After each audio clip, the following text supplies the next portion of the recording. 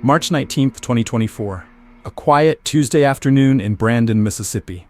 In a house on Ashton Way, a 14-year-old girl named Carly Madison Gregg walks through the halls, her steps deliberate, a .357 Magnum revolver hidden behind her back. In her bedroom, her mother, Heath Smylie, a beloved high school math teacher, waits, unaware that these are her final moments. What drove a bright, overachieving teenager to commit an act so unthinkable it would shock a nation? This is the story of Carly Gregg, a tale of family, betrayal, mental turmoil, and a crime that left a community in pieces. Step into the darkness with us as we unravel one of the most haunting true crime cases of our time. In the small town of Brandon, Mississippi, the Smylie family seemed to have it all. Heath Smylie, 40, was a beloved math teacher at Northwest Rankin High School, known for her warmth and dedication to her students. Her husband, Heath Smylie, 39, was a physical therapist who worked just a few miles from their home on Ashton Way. And then there was Carly Madison Gregg, their 14-year-old daughter, a bright, overachieving ninth grader who scored an impressive 30 on her ACT at just 13 years old. To outsiders, Carly was a typical teenager, smart, ambitious, and close to her parents. But beneath the surface, there were cracks in this seemingly perfect family. Carly's life wasn't without its challenges. Her biological father, Kevin Gregg, had a strained relationship with her, described by experts as problematic.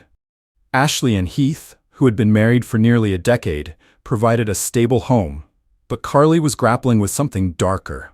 According to court testimony, she had a history of mental health issues, depression, self-harm, and even auditory hallucinations that were reportedly getting worse.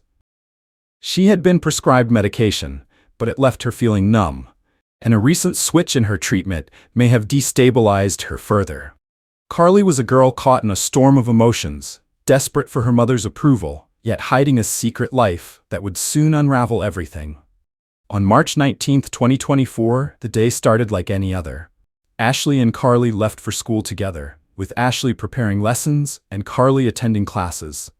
Heath headed to work, unaware that this ordinary Tuesday would be the last day he'd see his wife alive. But something was brewing. Hours earlier, a friend had tipped Ashley off about Carly's secret. She was using marijuana and had vape pens hidden in her room. For a teenager who cared deeply about her mother's approval, this discovery was a crisis. Ashley searched Carly's room that afternoon and found the evidence. What happened next would change everything. It was just after 3:54 p.m. when Ashley and Carly returned home from school. The house was quiet, the kind of stillness you'd expect in a suburban neighborhood. But inside, a tragedy was about to unfold. According to prosecutors, Carly didn't hesitate. She went straight to her parents' bedroom, reached under Ashley's side of the bed, and pulled out a .357 Magnum revolver, a gun Ashley kept for protection, terrified of her ex-husband, Carly's biological father. Hiding the gun behind her back, Carly walked to her own bedroom where Ashley was waiting. Home surveillance footage captured the chilling moments. Carly, calm and deliberate, paced the house with the gun concealed. Then, 3 shots rang out, followed by Ashley's scream.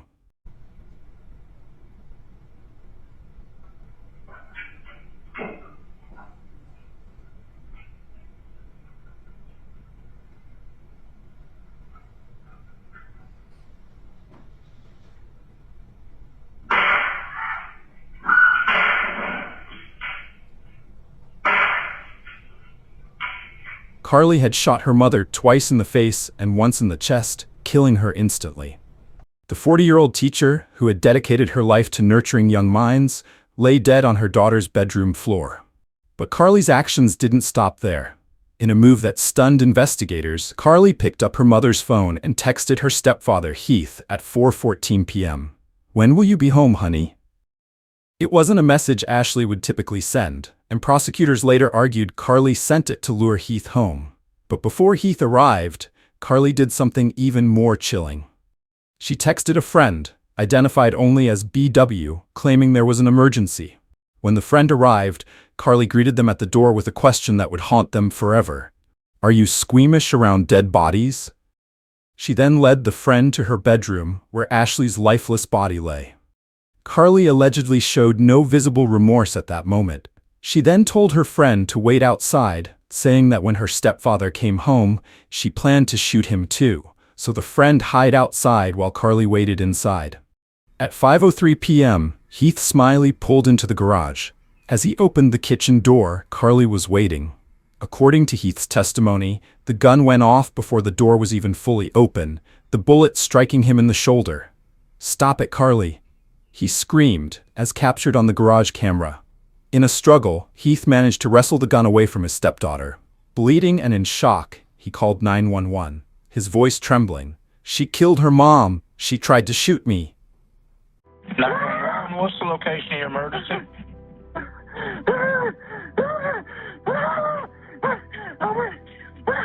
I went to 14. I don't know what happened. My wife is dead. What's someone tried to shoot me? Your daughter tried to shoot you? Yeah. She ran out shooting at me. Carly fled the scene. You can see her in this footage running away, with her friend following behind, but she was arrested nearby shortly after. The quiet home on Ashton Way had become a house of horrors. When police arrived, they found a scene of unimaginable tragedy. Ashley Smylie was dead, her body still in Carly's bedroom. Heath, wounded but alive, was in agony, both physical and emotional. The .357 Magnum was recovered, and a security camera Carly had hidden, likely to cover her tracks, was found, leading to a tampering with evidence charge. Carly, now in custody, admitted to law enforcement that she was involved in the shooting.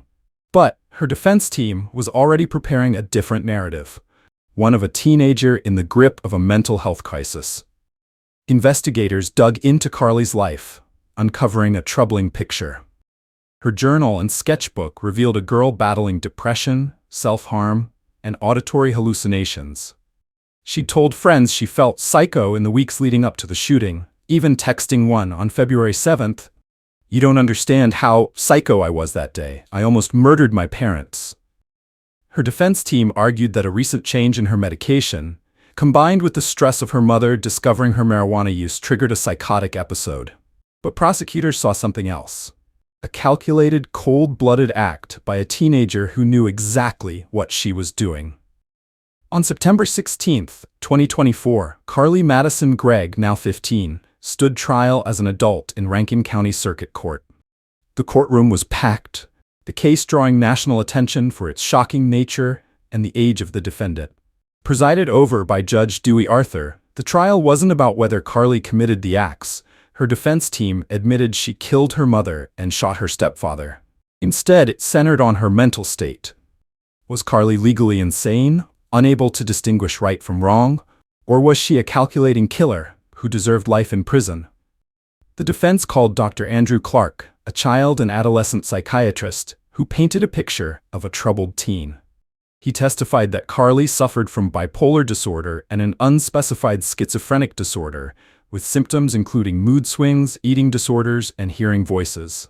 On March 19th, he said, Carly was grumpy and irritable, unable to focus in class, and her memory went blank after letting the dogs out. Clark argued that the discovery of her marijuana use by Ashley, whom Carly idolized, was a crisis that pushed her into a state of psychosis. Her stepfather, Heath, supported this, testifying that Carly wasn't herself that day and didn't seem to recognize him when she fired the gun. Heath said, "I never seen anybody like that. Even in movies, she was not herself, and I do not believe she even recognized me." He said he remembered Carly as a sweet little girl, but that day it looked as if she had seen a demon or something. But the prosecution, led by Assistant District Attorney Catherine Newman and District Attorney Bubba Bramlett, had a different story. They presented chilling evidence, the surveillance footage showing Carly's calm demeanor before and after the shooting, her texts to Heath, and her invitation to her friend to view her mother's body. "I put 3 in my mom and I got 3 more waiting for my stepdad," Carly reportedly told a friend, a statement prosecutor Newman reenacted in court. "Does that sound like an insane person?" "No," she argued. The state's expert, Dr. Jason Pickett, called Carly's actions diabolical, citing narcissistic tendencies and a clear awareness of her crimes. He noted her attempts to cover up the act, like hiding the security camera, as evidence she knew right from wrong. The jury, made up of 7 white women, 3 white men, 1 black woman, and 1 black man, deliberated for just 2 hours on September 20, 2024. The verdict: guilty on all counts, first-degree murder, attempted murder, and tampering with evidence. Carly broke down in tears as the verdict was read. Her family, including Heath and Ashley's parents, mouthing words of encouragement from the gallery. After another hour of deliberation, the jury sentenced Carly to life in prison without parole for the murder and attempted murder, plus 10 years for tampering with evidence, to run concurrently.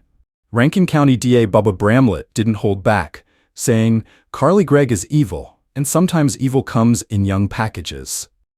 Carly was sent to the Youthful Offender Unit at the Central Mississippi Correctional Facility in Pearl, a facility designed for inmates under 18, with programs for education and mental health counseling. But her story didn't end with the verdict. Her defense team, led by Bridget Todd and Kevin Camp, filed a motion for a new trial on September 26, 2024, arguing that new evidence, specifically an interview with Carly's biological father, Kevin Gregg, supported her mental health defense. Kevin claimed Carly had suffered from auditory hallucinations as a child and had been in equine therapy, but he refused to cooperate with the defense during the trial. The motion also raised concerns about pretrial media coverage and the jury's composition, arguing Carly wasn't tried by peers of her age. Prosecutors countered that the evidence of Carly's mental illness was disputed and that her actions, like texting friends not to call 911 and fleeing the scene, showed she knew her actions were wrong. On October 18, 2024, Judge Arthur denied the motion for a new trial, stating no new material would change the outcome.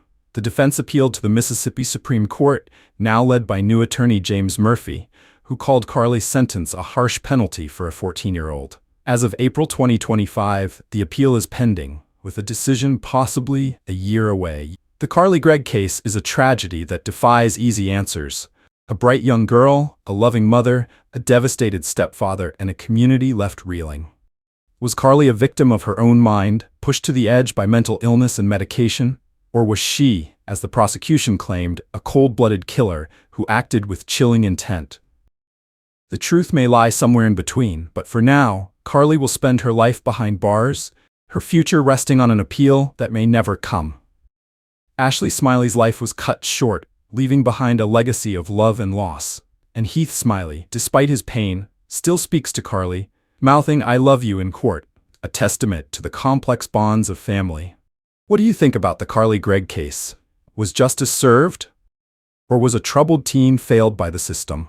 Share your thoughts in the comments below and let us know what case you would like us to cover next.